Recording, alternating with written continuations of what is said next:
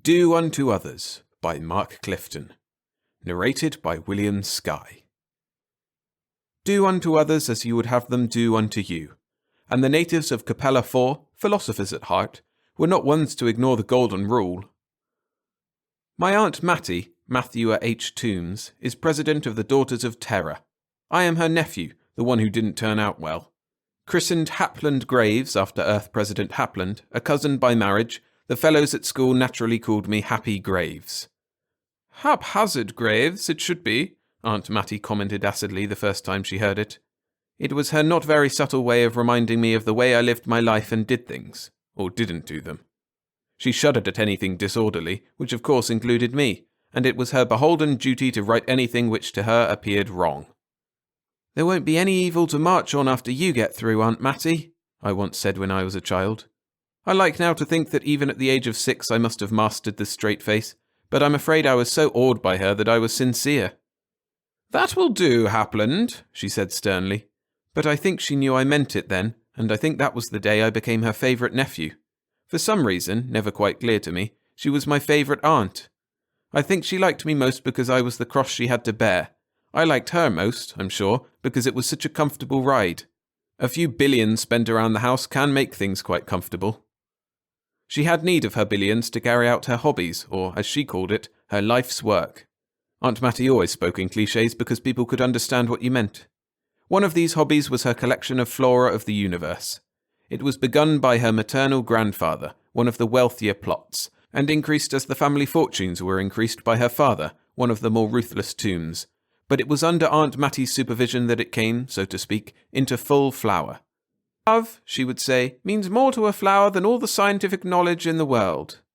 Apparently she felt that the small army of gardeners, each a graduate specialist in duplicating the right planetary conditions, hardly mattered. The collection covered some 200 acres in our grounds at the west side of the house. Small, perhaps, as some of the more vulgar displays by others go, but very, very choice. The other hobby, which she combines with the first, is equally expensive. She and her club members, the Daughters of Terror, DTs for short, often find it necessary to take junkets on the family space yacht out to some distant planet, to straighten out reprehensible conditions which have come to her attention. I usually went along to take care of, symbolically at least, the bags and their baggage. My psychiatrist would say that expressing it in this way shows I have never outgrown my juvenile attitudes. He says I am simply a case of arrested development, mental, caused through too much overshadowing by the rest of the family. He says that, like the rest of them, I have inherited the family compulsion to make the universe over to my own liking, so I can pass it on to posterity with a clear conscience, and my negative attitude toward this is simply a defense mechanism, because I haven't had a chance to do it. He says I really hate my aunt's flora collection because I see it as a rival for her affection. I tell him if I have any resentments towards it at all, it is for the long hours spent in getting the Latinized names of things drilled into me. I ask him why gardeners always insist on forcing long, meaningless names upon non-gardeners who simply don't care. He ignores that and says that subconsciously I hate my Aunt Mattie because I secretly recognise that she is a challenge too great for me to overcome.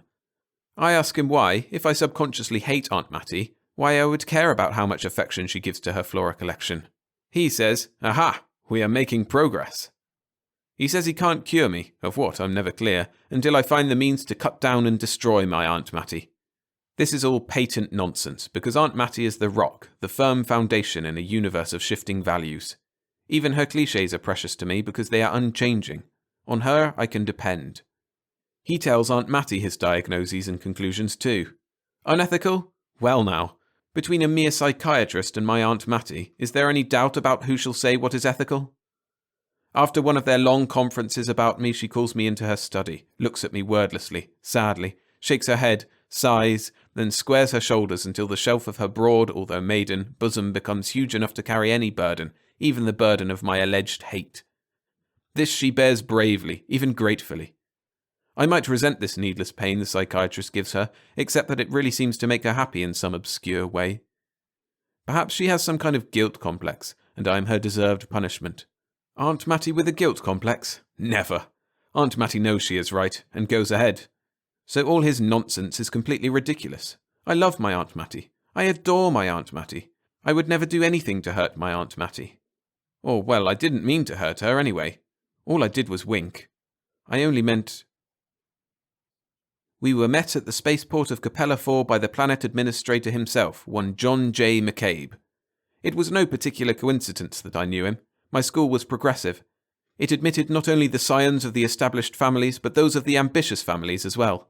Its graduates, naturally, went into the significant careers. Johnny McCabe was one of the ambitious ones. We hadn't been anything like bosom pals at school, but he'd been tolerant of me, and I'd admired him and fitfully told myself I should be more like him. Perhaps this was the reason Aunt Mattie had insisted on this particular school, the hope that some of the ambition would rub off on me. Capella 4 wasn't much of a post, not even for the early stages in a young man's career, although socially it was perhaps the best beginning Johnny's family could have expected. It was a small planet, entirely covered by salt. Even inside the port bubble with its duplication of Earth atmosphere, the salt lay like a permanent snow scene.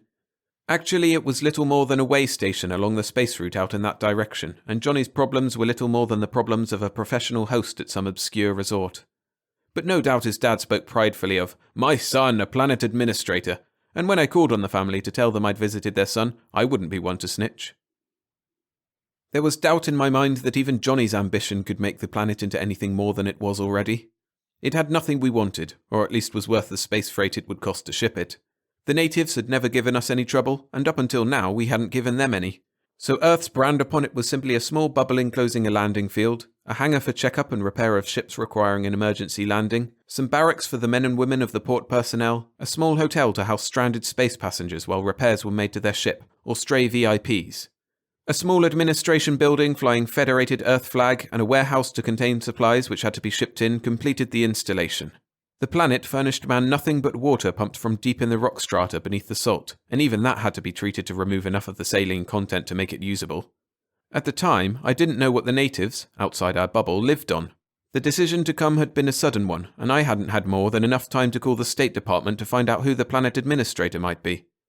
I was first out of the yacht and down the landing steps to the salt-covered ground. Aunt Mattie was still busy giving her ship captain his instructions and possibly inspecting the crew's teeth to see if they had brushed them this morning. The two members of her special committee of the DTs who'd come along, a Miss Point and a Mrs. Waddle, naturally would be standing at her sides and a half-pace to the rear, to be of assistance should she need them in dealing with males. There was a certain stiff formality in the way McCabe, flanked by his own two selected subordinates, approached the ship, until I turned around at the foot of the steps and he recognized me. "Hap!" he yelled then. "Happy Graves, ye old son of a gun!"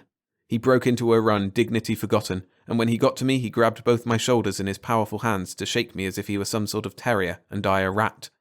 His joy seemed all out of proportion until I remembered he probably hadn't seen anybody from school for a long time, and until I further remembered that he would have been alerted by the State Department to Aunt Mattie's visit and would have been looking forward to it with dread and misgivings. To realize he had a friend at court must really have overjoyed him. "Johnny," I said. "Long time." It had been. 5-6 years anyway. I held out my hand in the old school gesture. He let loose my shoulders and grabbed it in the traditional manner. We went through the ritual, which my psychiatrist would have called juvenile, and then he looked at me pointedly. "You remember what it means," he said, a little anxiously I thought, and looked significantly at my hand. "That we will always stand by each other, through thick and thin." His eyes were pulled upward to the open door of the yacht. "You can expect it to be both thick and thin," I said dryly, "if you know my Aunt Mattie." "She's your aunt?" he asked, his eyes widening. "Matthew H. Toombs is your aunt? I never knew. To think all those years at school and I never knew. Why, happy old boy. This is wonderful. Man, have I been worried." "Don't stop on my account," I said, maybe a little dolefully. "Somebody reported to the Daughters of Terror that you let the natives run around here stark naked, and if Aunt Mattie says she's going to put Mother Hubbards on them, then that's exactly what she's going to do. You can depend on that, old man." "Mother he gasped. He looked at me strangely. "It's a joke," he said. "Somebody's pulled a practical joke on the DTs. Have you ever seen our natives? Pictures of them? Didn't anyone check up on what they're like before you came out here? It's a joke, a practical joke on the DTs. It has to be." "I wouldn't know," I said. "But if they're naked, they won't be for long, I can tell you that. Aunt Mattie—" His eyes left my face and darted up to the door of the ship, which was no longer a black oval. The unexplained bewilderment of his expression was not diminished as Aunt Mattie came through the door, out on the loading platform, and started down the steps. He grew a little white around the mouth, licked his lips, and forgot all his joy at meeting an old schoolmate. His two subordinates, who had remained standing just out of earshot, as if recognizing a crisis now, stepped briskly up to his sides. Aunt Mattie's 2 committee women, as if to match phalanx with phalanx, came through the door and started down the steps behind her. I stepped to one side as the 2 forces met face to face on the crunching salt that covered the ground. It might look like a Christmas scene, but under Capella's rays it was blazing hot, and I found myself in sympathy with the men's open-necked shirts and brief shorts. Still, they should have known better than to dress like that. Somebody in the State Department had goofed. Aunt Mattie and her 2 committee women were dressed conservatively in something that might have resembled an English colonel's wife's idea of the correct tweeds to wear on a cold, foggy night. If they were already sweltering beneath these coverings, as I was beginning to in my lighter suit, they were too ladylike to show it. Their acid glance at the men's attire showed what they thought of the informality of dress in which they'd been received, but they were too ladylike to comment. After that first pointed look at bare knees, they had no need of it. "This is the official attire prescribed for us by the State Department," Johnny said, a little anxiously, I thought. It was hardly the formal speech of welcome he, as Planet Administrator, must have prepared. "I have no doubt of it," Aunt Mattie said, and her tone told them what she thought of the State Department under the present administration. "You would hardly have met ladies in such... otherwise."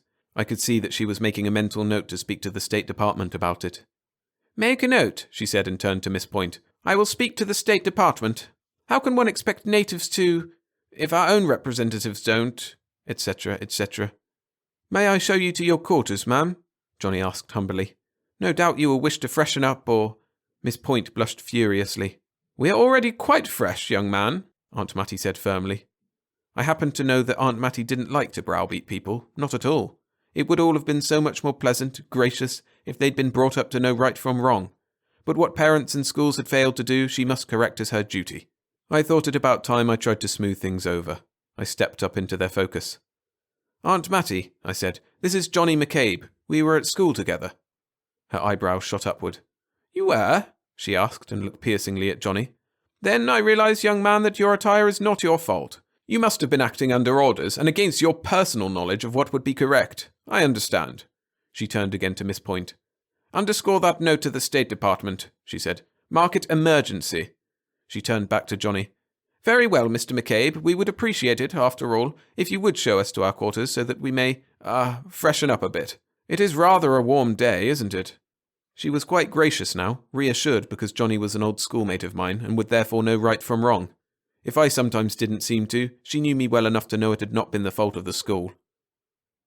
The 3 of us, Johnny on one side of Aunt Mattie and I on the other side, started toward the frame building on the other side of the bubble, which I assumed was the hotel.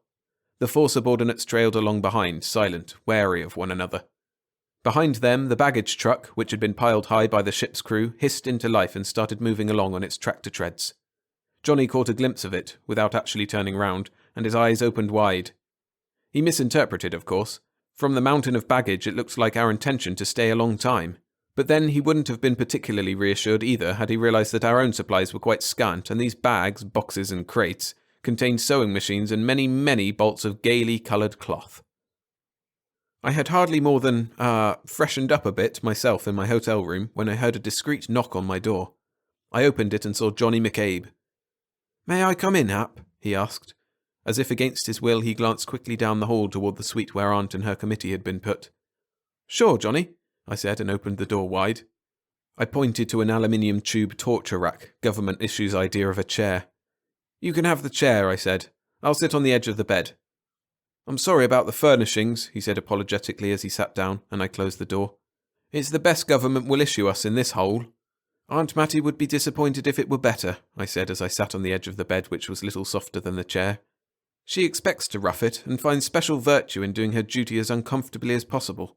He looked sharply at me, but I had merely stated an accepted fact, not an opinion, and was therefore emotionless about it. "I'm in trouble, Hap," he said desperately. He leaned forward with his clasped hands held between his knees. "Well, old man," I answered, "you know me." "Yes," he said, "but there isn't anybody else I can turn to." "Then we understand each other," I agreed. He looked both resentful and puzzled. "No, I never did understand you," he disagreed. "I suppose it's all those billions that act as shock insulation for you. You never had to plan and scheme and stand alert indefinitely like a terrier at a rat hole waiting for opportunity to stick out its nose so you could pounce on it. So I don't see how you can appreciate my problem now." "I might try," I said humbly. "This job," he said, "is not much and I know it, but it was a start. The department doesn't expect anything from me but patience. It's not so much ability, just a matter of who can hang on the longest without getting into trouble. I've been hanging on and keeping out of trouble. But you're in trouble now. I will be when your aunt fails to put Mother Hubbards on the natives. She won't fail, I said confidently. And when she storms into the State Department with fire in her eye and starts turning things upside down, it will be my fault somehow, he said miserably. So let her put some clothes on some natives, I said. She'll go away happy, and then for all you care, they can take 'em off and burn 'em if they insist on going around naked. Just swing with the punch, man. Don't stand up and let 'em knock your block off. Surely you have some influence with the natives. I don't hear any war drums, any tom-toms. I don't see them trying to tear holes in the side of your bubble to let the air out. You must be at peace with them. You must have some kind of mutual cooperation, so just get a tribe or so to go along with the idea for a while. He looked at me and shook his head sadly. Sort of the way Aunt Mattie shook her head after a conference with my psychiatrist. But Johnny didn't seem somehow happier. He had a pretty good chest, but it didn't look enormous enough to carry any burden. I've been pretty proud of myself, he said. After 5 years of daily attempts and after using everything I ever learned in school courses on extraterrestrial psychology, plus some things I've made up myself, I established a kind of communication with the natives, if you could call it communication. I'd go out in my spacesuit into their chlorinated atmosphere, I'd stand in front of one of them and talk a blue streak, think a blue streak. After about 5 years of it, one of them slowly closed his eye and then opened it again. I invited one of them to come inside the bubble. I told him about the difference in atmosphere, that it might be dangerous. I got one of them to come in. It made no difference to him. Well, fine then, I said. Just get some of them to come in again, let Aunt Mattie put some clothes on them, and everybody's happy. He stood up suddenly. Take a walk with me, Hap, he said. It was more of a command than an invitation. Over to the edge of the bubble. I want to show you some natives. I was willing. On the way around to the back of the building, over the crunching salt, I had a thought. If all he did was close an eye, I said, how did you learn their language so you could invite him inside, explain about the atmosphere? I don't even know they have a language, he said. Maybe he learned mine. I used to draw pictures in the salt, the way they taught us at school, and say words. Maybe it took him 5 years to put the thoughts together. Maybe they don't have any concept of language at all, or need it. Maybe he was thinking about something else all those 5 years and just got round to noticing me. I don't know, Hap. We came around the edge of an outbuilding, then to an unobstructed view of the bubble edge. Even through dark glasses he cautioned me to wear with a gesture, as he put on another pair for himself, the scene through the clear plastic was blinding white. Scattered here and there on the glistening salt were blobs of black. Why, I exclaimed, those are octopi. I suppose that's what the natives use for food. I've wondered. Those are the natives, he answered dryly. By now we were up to the plastic barrier of our bubble and stood looking out at the scene. Well, I said after some long moments of staring, it will be a challenge to the DTs, won't it? He looked at me with disgust. What do they eat? I asked. Salt? I don't know if they eat, he said. Can't you get it through your thick skull, man, that these things are alien, completely alien? How do I know? Well, you must know some things after 5 years of study. You must have observed them. They must get food somehow. They must sleep and wake. They must procreate. You must have observed something. I've observed the process of procreation, he answered cautiously. Well, fine then, I said. That's what's going to concern Aunt Mattie the most. Here's something that may help you understand them, he said, and I felt a bit of the sardonic in his voice, a grimness. When that one visited me inside here, he said, I took him into my office so I could photograph him better with all the equipment. I was explaining everything, not knowing how much he understood. I happened to pick up a cigarette and a lighter. Soon as I flipped the lighter on, he shot up a tentacle and took it out of my hand. I let him keep it, of course. Next day, when I went outside, every one of them, as far as I could see in the distance, had a lighter exactly like the one I'd given him. Furthermore, in a chlorinated atmosphere, without oxygen, those lighters burned normally. Does that help you to understand them better? He asked, with no attempt to hide the heavy irony. I didn't have a chance to answer because we both heard a crunching in the salt behind us. We turned about and there was Aunt Mattie and her 2 committee women behind her, also now in dark glasses. I waited until the ladies had come up to us, then I waved my arm grandly at the scene beyond the plastic. Behold the natives in all their nakedness, Aunt Mattie, I said. Then to soften the blow it must have been, I'm afraid somebody was pulling your leg when they reported it to the DTs. Miss Point gasped audibly. Miss Waddle said, Shocking! I couldn't tell whether it was the sight of the natives or my remark which indicated I knew they had legs to pull. For the first time in my life I saw uncertainty in Aunt Mattie's eyes as she looked startled at me and then at Johnny. Then her chin squared, Her back straightened still more, the shelf of her bosom firmed. "It really won't be too much of a problem, girls," she said. "Actually simpler than some we've solved. Take a square of cloth, cut a hole in the centre for that head-like pouch to come through where its eye is, put in a drawstring to cinch it up tight above those protuberances, and let it flow over those, legs. Simple and quite attractive, don't you think?" The girls nodded happily, and Johnny just stood there gasping for breath. It was simpler than any of us had thought. Johnny looked at me desperately when Aunt Mattie told him to have one of the natives come in so she could fit a pattern on it, to see if any gussets would be needed for fullness, whatever gussets might be. "One of them came inside before," I said in answer to Johnny's pleading look. "Ask him again. If he refuses, Mohammed will go to the mountain. I'm sure you have extra spacesuits. I'm sure the ladies won't mind going out to the natives if the natives won't come to them." "I don't know," Johnny said miserably. "He may have had sufficient curiosity to come inside once, but not sufficient to bring him in again. You see, ladies," he turned to them desperately, "they don't seem to care about us, one way or the other." The two committee women looked apprehensively at Aunt Mattie. Not to care about her, one way or the other? This was beyond comprehension. But Aunt Mattie was equal to it. "Very well," she said crisply. "We shall not ask them to come to us. We shall go to them. It is our duty to carry enlightenment to the ignorant, wherever they may be, so that they can be taught to care. In the performance of our duty, we have no room for pride. We shall go to them, humbly, happily." We did, too. By the time we'd got into the spacesuits and through the bubble lockout into the ordinary landscape of Capella 4, Capella, the sun, was sinking rapidly. "We will just have time," Aunt Mattie said crisply through the intercom of our suits, "to set the pattern and get some idea of the sizes needed. Then tomorrow we can begin our work." Through his faceplate I got a look at Johnny's wide, apprehensive eyes. "Ladies," he said desperately, "I must warn you again. I've never tried to touch one of them. I don't know what will happen. I can't be held responsible." "You have been most remiss, young man," Aunt Mattie said sternly. "But then," she added, as if remembering that he had gone to a proper school, "you're young.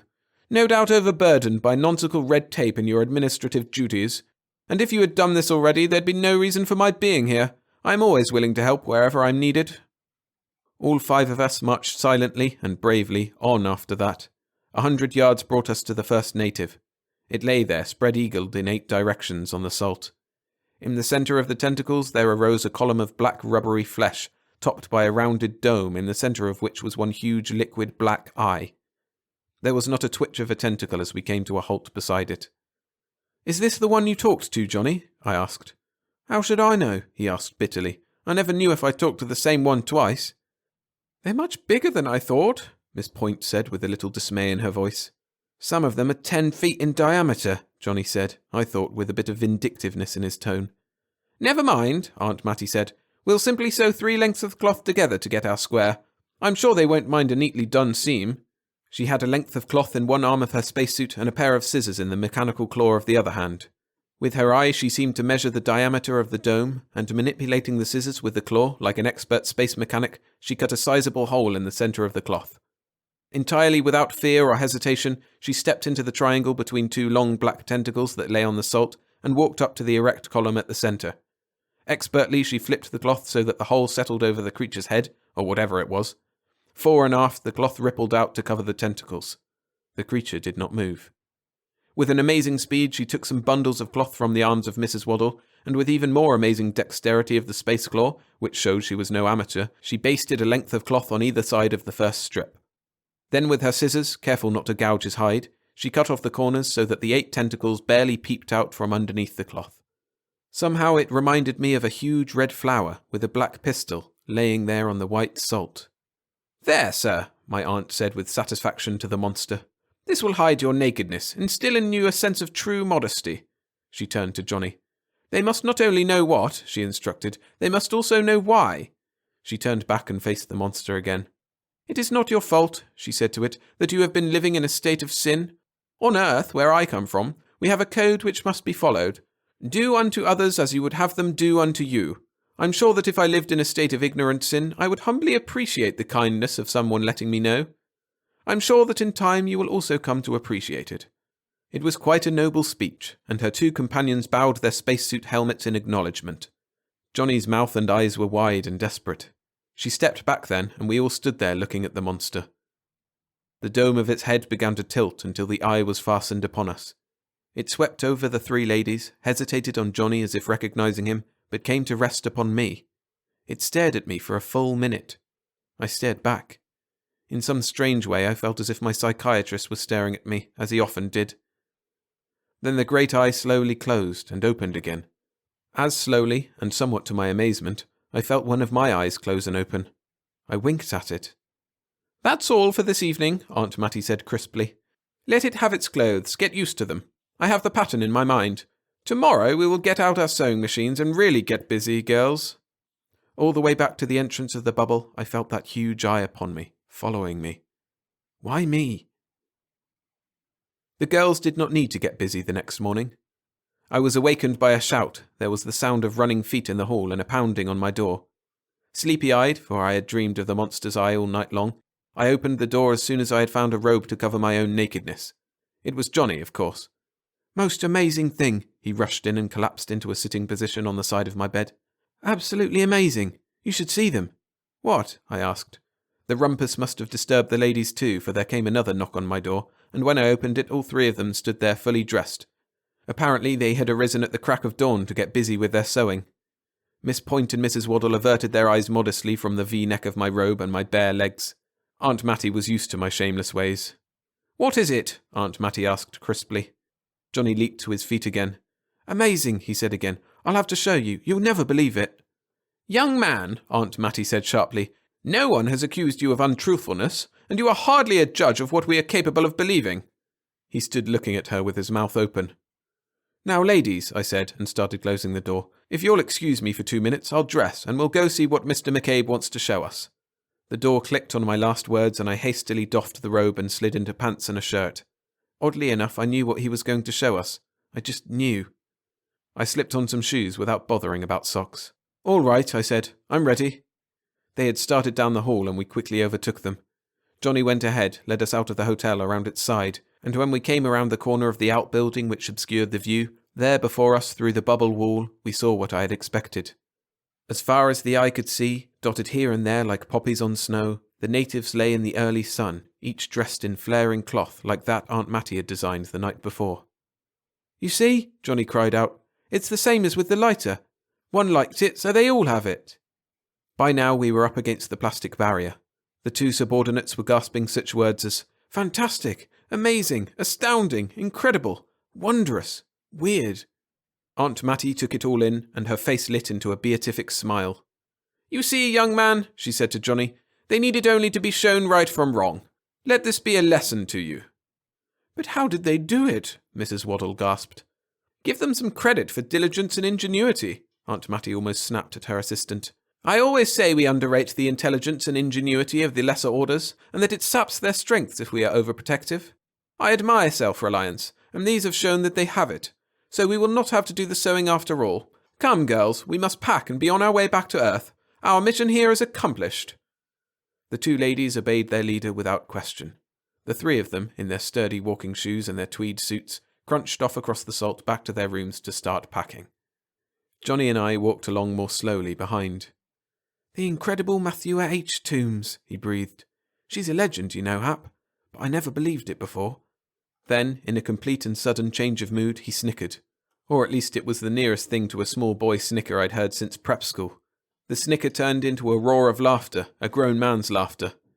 "If only they knew," he shouted, apparently feeling secure because they'd turned the corner and gone out of sight.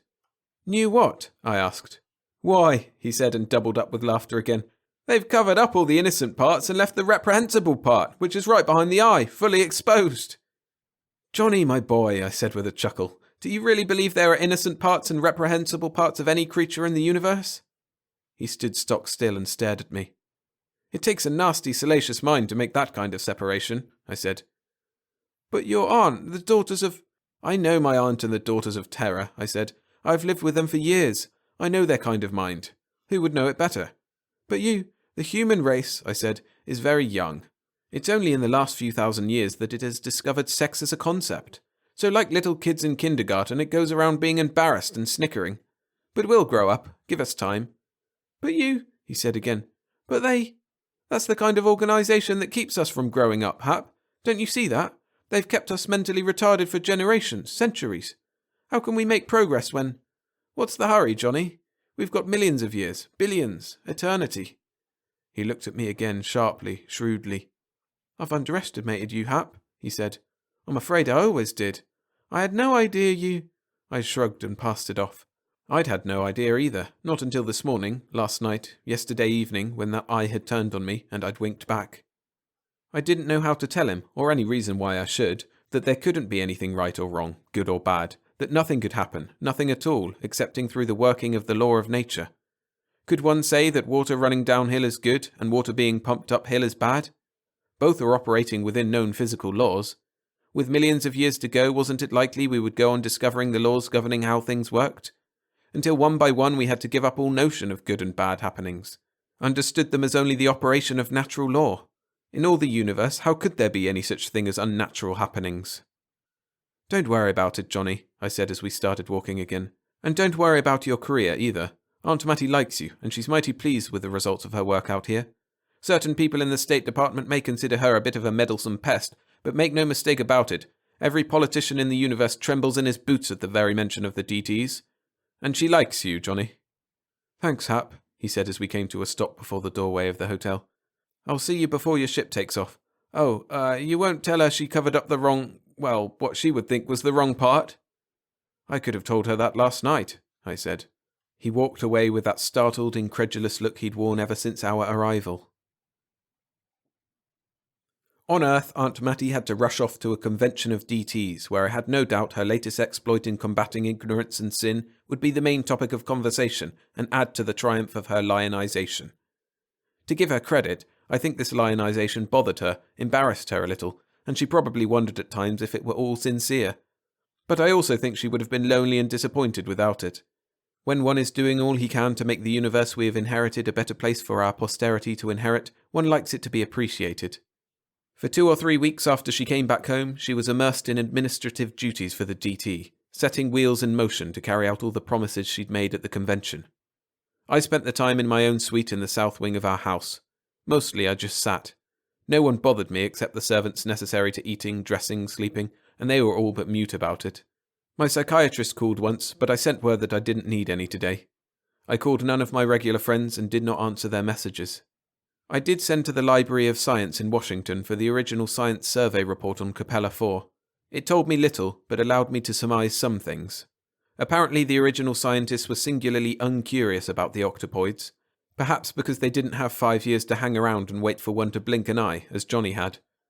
As always, they were overworked and understaffed. They did their quick survey and rushed on to some new planet job.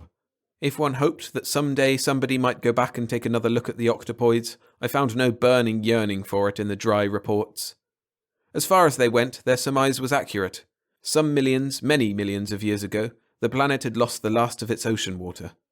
Apparently, as they failed to adapt to the increasing salinity of the little left, one by one the original life forms died out. Something in the octopoid metabolism, or mentality, allowed them to survive, to become land instead of water animals. Something in their metabolism, or mentality, allowed them to subsist on the air and sunlight.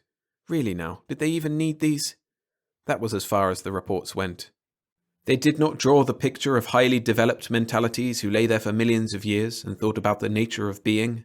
Such things as how mental manipulation of force fields can provide each of them with a cigarette lighter that burns without any fluid in it and any oxygen around its wick. Or such things as Mother Hubbards which had caught their fancy, or perhaps gave them some kind of sensual kick caused by heat filtering through red cloth. But mostly, I just sat. I went to see Aunt Mattie when she came back from the convention, of course. She had the west wing where her sitting room looked out upon her flora collection and the gardeners who were supposed to keep busy. Our greeting was fond but brief. She did look at me rather quizzically, rather shrewdly, but she made no comment. She did not return my visit. This was not unusual. She never visited my suite. When I was 21, she took me into the south wing and said, "Choose your own suite, Hapland. You are a man now, and I understand about young men." If she had in mind what I thought she had, it was a mighty big concession to reality, although of course she was 5 years late in coming around to it. This older generation, so wise, so naive. She probably resolutely refrained from imagining far worse things than really went on. About 2 weeks after she'd come back from the convention, a month since we returned from Capella 4, there was an interruption, an excited one. For once in his life the butler forgot to touch my door with feather fingertips and coughed discreetly. Instead, he knocked 2 sharp raps and opened the door without invitation. "Come quickly, Master Hapland," he chittered urgently. "There are creatures on our private landing field." There were, too. When I got there in my garden scooter and pushed my way through the crowd of gardeners who were clustered on the path and around the gate to the landing field, I saw them. At least a dozen of the Capella 4 octopoids were spread-eagled, their tentacles out flat on the hot cement of the runway. Their eyes stared unblinking into the sun. Over the spread of tentacles, like inverted hibiscus blossoms, they wore their Mother Hubbards. Behind them, over at the far edge of the field, was an exact duplicate of our own space yacht. I wondered, rather hysterically perhaps, if each of them on Capella 4 now had one. I suspected the yacht was simply there for show, that they hadn't needed it, not any more than they needed the Mother Hubbards. There was the hiss of another scooter, and I turned around to see Aunt Mattie come to a stop. She stepped out and came over to me. "Our social call on Capella 4 is being returned," I said with a grin and twinkle at her. She took in the sight with only one blink. "Very well," she answered. "I shall receive them, of course." Somebody once said that the most snobbish thing about the whole tribe of tombs was that they'd never learned the meaning of the word, or had to. But I did wonder what the servants would think when the creatures started slithering into our drawing room. There was a gasp and a low rumble of protesting voices from the gardeners as Aunt Mattie opened the gate and walked through it. I followed, of course. We walked up to the nearest monster and came to stop at the edge of its skirt. "I'm deeply honoured," Aunt Mattie said, with more cordiality than I'd seen her use on a Secretary of State. "What can I do to make your visit to Earth more comfortable?" There was no reply, not even the flicker of a tentacle. They were even more unusual than one might expect. Aunt Mattie resolutely went to each of the dozen and gave the same greeting. She felt her duty as a hostess required it, although I knew that a greeting to one was a greeting to all. Not one of them responded. It seemed rather ridiculous. They'd come all this way to see us, then didn't bother to acknowledge that we were there. We spent more than an hour waiting for some kind of a response. None came. Aunt Mattie showed no sign of impatience, which I thought was rather praiseworthy, all things considered. But finally we left. She didn't show what she felt, perhaps felt only that one had to be patient with the lack of manners in the lower orders. I was more interested in another kind of feeling, the one we left behind. What was it? I couldn't put my finger on it. Sadness, regret, distaste, pity, magnanimity? Give a basket of goodies to the poor at Christmas? Give them some clothes to cover their nakedness? Teach them a sense of shame? No, I couldn't put my finger on it. Hilarity? I found myself regretting that back there on Capella 4, when Aunt Mattie put clothes on him and the monster had looked at me, I winked. I wondered why I should regret that. I didn't have long to wonder. Nothing happened during the rest of the day. We went back, together and separately, several times during the daylight hours and during the early hours of the night. For a wonder, nobody had leaked anything to the newspapers, and for what it was worth, we had the show to ourselves. "Perhaps tomorrow," Aunt Mattie said around midnight as we left the field for the last time. "Perhaps they must rest." "I could use some of that," I said with a yawn. "Yes, Hapland," she agreed. "We must conserve our strength. Heaven knows what may be required of us on the morrow." Did she feel something too? It was so strong, how could she help it? And yet the monster had not looked into her eye. I didn't expect to sleep well, but I fooled myself. I was quite sure I hadn't more than closed my eyes when I was roused by another excited rapping on my bedroom door, and again the butler rushed in without ceremony. "Look, Master Hapland!" he shouted in a near falsetto. He pulled so hard on my drapes they swept back from my windows like a stage curtain, and I looked. To the very limit of our grounds in the distance, but not beyond, the trees, the shrubs, the drives and walkways, the lawns and ponds, all were covered with a 2-foot thick blanket of glistening salt. "And the monsters are gone," the butler was saying, "and I must go to your aunt." "So must I," said, and grabbed up a robe. As I ran, overtook him, past him, from all over the house I could hear excited outcries, wonder, amazement, anger, fear from the servants. I finished the length of my wing, sprinted through the main body of the house, and down the hallway of her wing to the door of her suite. I didn't need to knock, someone had left it open. Her own personal maid, I saw, as I ran past the little alcove into the sitting room. The maid was standing beside Aunt Mattie, wringing her hands and crying. The drapes here too were swept full back, and through the windows I could see the collection, the highly prized wondrous collection of flora, all covered in salt. Aunt Mattie stood there, without support, looking at it. When I came up to her, there were tears in her eyes and glistening streaks on her wrinkled cheeks. "Why?" she asked. It was very quietly spoken. By now the butler had made the trip and came into the room. I turned to him. "If we hurry," I said, "a good deal of the collection is enclosed under plastic domes. If we don't wet the salt, and if we hurry and have it scraped away from the buildings, it won't poison the ground inside them. We can save most of the collection that way." "No, Master Hapland," he said, and shook his head. "The salt is inside the buildings just as much as here. A gardener shouted it at me as I passed." Aunt Mattie's closed fist came up to her lips and then dropped again. That was all. "Why, Hapland?" she asked again. "Evil for good. Why?" I motioned the maid and butler to leave, and take with them the cluster of servants around the door in the hall. I took Aunt Mattie over to her favourite chair, the one where she could sit and look out at her collection. No point in pretending the salt wasn't there. I sat down at her feet, the way I used to when I was 10 years old. I looked out at the salt, too. It was everywhere. Every inch of our grounds was covered with it, to poison the earth so that nothing could grow in it. It would take years to restore the grounds, and many more years to restore the collection. "Try to understand, Aunt Mattie," I said, "not only what I say, but all the implications of it.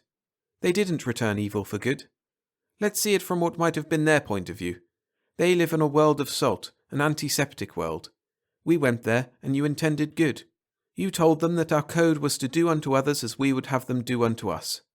They returned our visit, and what did they find? What kind of a pestilent horror did we live in?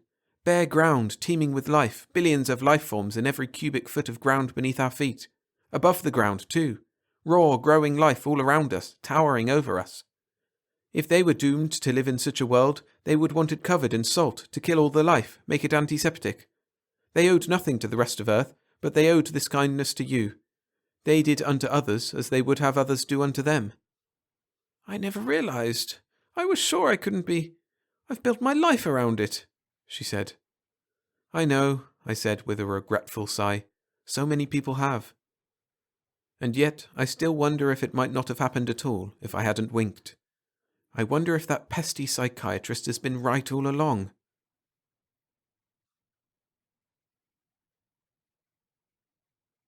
Thanks for listening. If you enjoyed the story, please hit the like button to help support the channel. And subscribe for more sci-fi read-alongs like this one. And on screen at the moment is another work by Mark Clifton, The Kenzie Report, which you can enjoy listening to right now.